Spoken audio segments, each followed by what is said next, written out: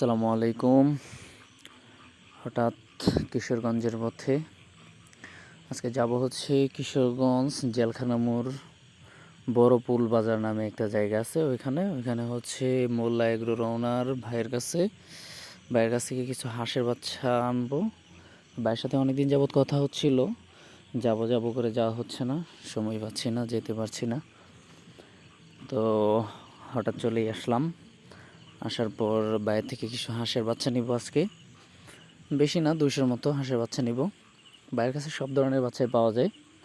হাঁসের বাচ্চা একদিন বয়সী যে কোনো জাতের বাচ্চা পাওয়া যায়। হাঁসের খাকি ক্যাম্বেল, বেইজিং, পিকিং, এরপর হচ্ছে মুরগিরও যে জাতের বাচ্চাগুলো আছে সবগুলো জাতের বাচ্চাই পাওয়া যায়।